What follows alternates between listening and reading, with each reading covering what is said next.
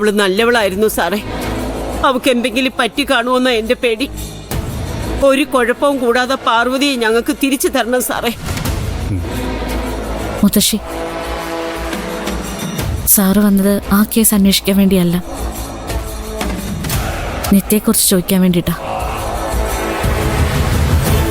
രണ്ടും ചെയ്ത ഒരാളാണ് സാറേ. എൻ്റെ മുമ്പിലുള്ളത് 3 മരണങ്ങളാണ്. Retired USP Nadesan, SA Ruby, നിത്യ.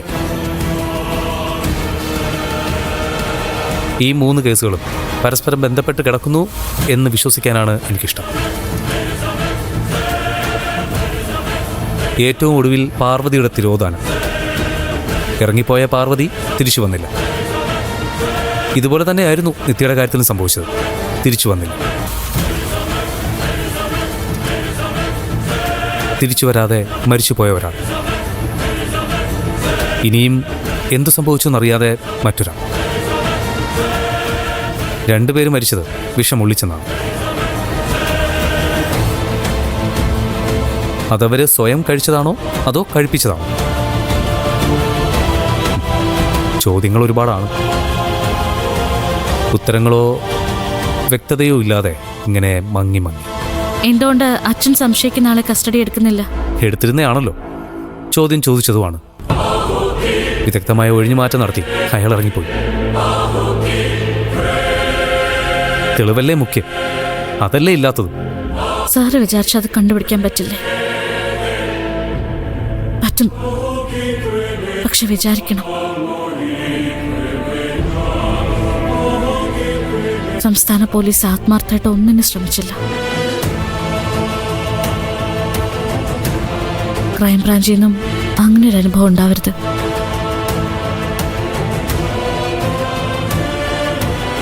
ഉണ്ടായാൽ 2 മാർഗങ്ങളെ പിന്നെ ഞങ്ങളുടെ മുന്നിൽ അവശേഷിക്കുന്നുള്ളൂ.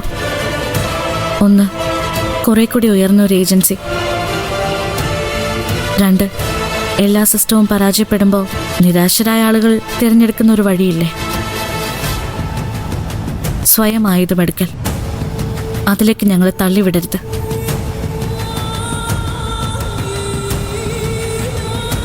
എല്ലാം തീരുമാനിച്ചുറപ്പിച്ചവളാ ഞാൻ. അപ്പോഴമ്മ എനിക്ക് തിരിച്ചു വേണം.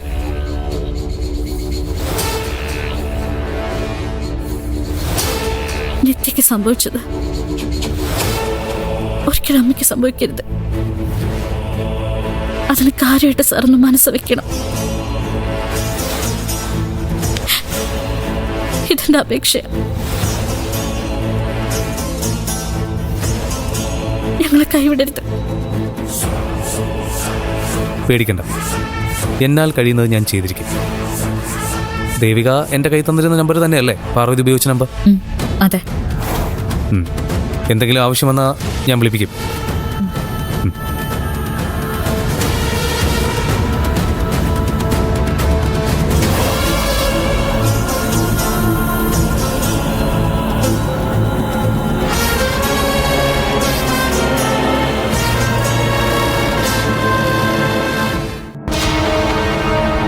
എന്താന്നറിയില്ല, ഒരു പേടി പോലെ. എന്തിന്? പോലീസ് സ്റ്റേഷൻ അല്ലേ, അതുകൊണ്ട് അവര് എങ്ങനെ പെരുമാറുമെന്നറിയില്ലല്ലോ. എന്റെ ശരവണ, നമ്മളാ പരാതിക്കാര്. നമ്മൾ അവരൊന്നും ചെയ്യില്ല. പൊന്നുമണിയും ഞാൻ തമ്മിലുള്ള ബന്ധം എന്താണെന്ന് ചോദിച്ചാ ഫ്രണ്ട്സ് ആണെന്ന് പറഞ്ഞേക്കണം. അങ്ങനെ പറഞ്ഞാ മതിയല്ലേ? ഞാൻ കരുതിയത് ശരവണന് നല്ല ധൈര്യം ഉണ്ടാവുന്ന. ഇതൊരുമാതിരി എന്തു പറ്റി? ആകെ തളർന്നു പോയല്ലോ. ഇത്രയും പേടിയുള്ള ആളാണോ ബാക്കിയുള്ളവരെയൊക്കെ വെല്ലുവിളിച്ചത്? ധൈര്യമില്ലാഞ്ഞിട്ടല്ല, എനിക്ക് പൊന്നുമണിയെ നഷ്ടപ്പെടുന്നത് ചിന്തിക്കാൻ പോലും പറ്റുന്നില്ല. എന്തെങ്കിലും കാരണവശാൽ അങ്ങനെ ഒരു അവസ്ഥ ഉണ്ടാവുമെന്നാ എന്റെ പേടി. നമ്മളെ പിരിക്കാൻ ദൈവത്തിന് മാത്രമേ പറ്റൂ. ഞാനൊരിക്കലും പിന്മാറില്ല. ശരവണനും അങ്ങനെയൊന്നും ചെയ്യില്ലെന്നാ എന്റെ വിശ്വാസം. ഞാൻ പിന്മാറില്ല. പിന്നെന്തിനാ പേടിക്കുന്നത്? നമ്മൾ എന്തുകൊണ്ടാ പോലീസ് സ്റ്റേഷനിൽ പരാതി കൊടുത്തതെന്ന് അറിയാലോ. തങ്കച്ചി പറഞ്ഞതുകൊണ്ടാ.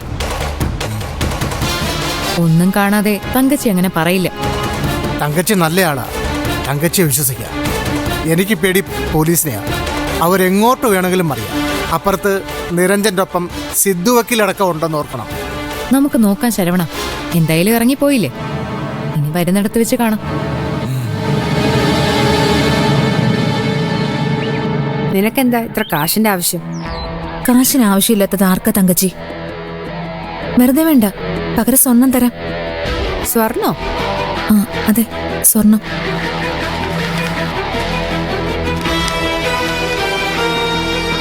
ഇതാരുടെയാ? എന്റെ. നിന്റെ കയ്യിൽ ഇത്രയും സ്വർണോ? അത് വേറെ ആരോടെങ്കിലും പോയി പറഞ്ഞാ മതി. എനിക്കറിയാം ഇത് നിന്റെ അല്ലെന്ന്. ഇതെവിടെ നിന്ന് എടുത്താടി? എടുത്തതോ? അതെ, മോഷ്ടിച്ചത്. അതാരുടെയാ? തങ്കച്ചിയുടെ എനിക്കൊന്നും മറിക്കാനില്ല. ഇത് വേറെ ആരുടെയല്ല, പ്രേമേച്ചിയുടെ. അത് ശരി, അടിച്ചപ്പോ അവരുടെ തന്നെ അടിച്ചെടുത്തല്ലേ? വേറെ വഴിയില്ല അഞ്ചിട്ടാ തങ്കച്ചി. തൊടാനുള്ള പൊട്ട് വാങ്ങാനുള്ള കാശ് കൂടി ഇല്ല കയ്യില്. ഞാൻ എന്ത് ചെയ്യും? നാളെ ഇത് എനിക്കൊരു പ്രശ്നമാവോ? ഇല്ല, ഒരിക്കലും ഇല്ല. ഒരിക്കലും ഇല്ല. പോലീസ് നിന്നെ ചോദ്യം ചെയ്യുമ്പോ നീ സത്യം തുറന്നു പറയില്ലേ? ഇല്ല തങ്കച്ചി. പറഞ്ഞാലും എനിക്ക് പ്രശ്നമൊന്നുമില്ല.